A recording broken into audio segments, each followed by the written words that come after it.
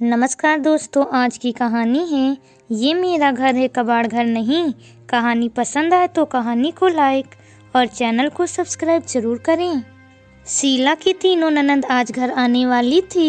उसने सबकी पसंद का कुछ न कुछ बनाया था। इस वजह से सुबह से किचन से बाहर नहीं आ सकी थी। गिफ्ट लाने की बात पर मम्मी जी ने कहा कि अपनी पसंद से ले लेंगी। शीला ने भी सोचा चलो समय भी बचा और भागम भाग भी। रुपए तो अभी भी खर्च होते और तब भी सीता गीता रीता उसकी तीनों नंदे शाम तक घर आ गई थी। सारे बच्चे मिलकर शीला को उंगलियों पर नचा रहे थे और सब नंदे बैठे गप्पे मार रही थी। जब आर्यन ऑफिस से वापस आए तो तीनों बहनें आर्यन के साथ शॉपिंग करने चली गईं। शीला ने तब तक सारे बच्चों को खिला पिला दिया और नंदों की राह देखने लगी। 3-4 घंटे बाद जब शॉपिंग करके लौटी तो सब सामान से लदी फंदी थी। मम्मी जी को सामान दिखाने में व्यस्त बहनें भाई की उतरी शक्ल नहीं देख पा रही थी, पर शीला समझ गई।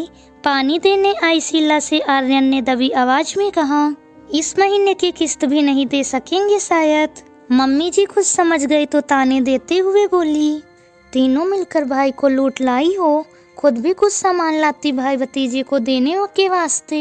गीता इतराते हुए बोली, अरे मम्मी हमें बुद्धू समझा है क्या? हम सबके गिफ्ट घर से ही लेकर आए हैं।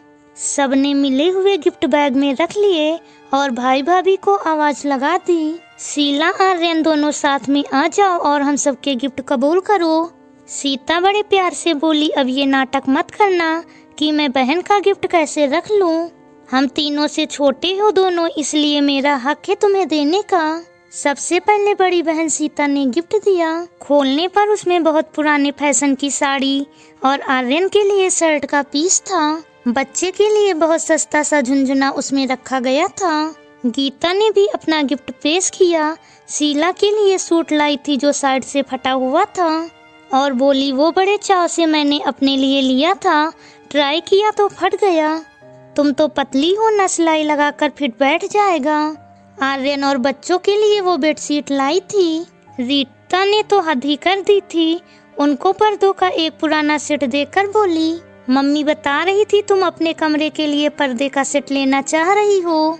मैंने इस बार नए बनवाए ही थे तो मैंने सोचा पुराने वाले तुम्हें दे दूं। शीला और आर्यन एक दूसरे की शक्ल देखने लगे। शीला और आर्यन को समझ नहीं आ रहा था कि वो क्या करें। शीला अपमान के आंसू पोंछते हुए वहां से उठने लगी तो आर्यन ने उसे रोक लिया। रुको शीला, 1 मिनट यहीं बैठो। मैं आज मम्मी और दीदियों से कुछ कहना चाहता हूँ।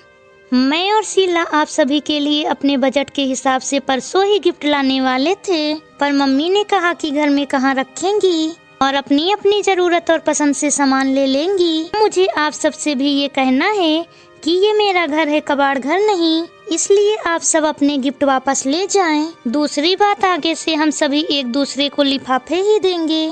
आपको जितने का तोहफा देना हो आप हमें लिफाफा दे दें और जितना हमें देना होगा हम भी आप सभी को एक जैसा लिफाफा दे देंगे।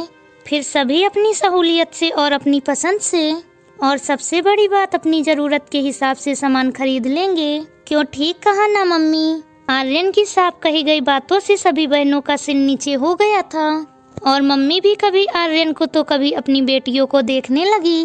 दोस्तों, आर्यन ने जो किया वह सही है या बदतमीजी है, कमेंट करके जरूर बताएं और कहानी पसंद आई हो तो कहानी को लाइक और चैनल को सब्सक्राइब जरूर करें। मिलती हूँ आपसे अगली कहानी के साथ।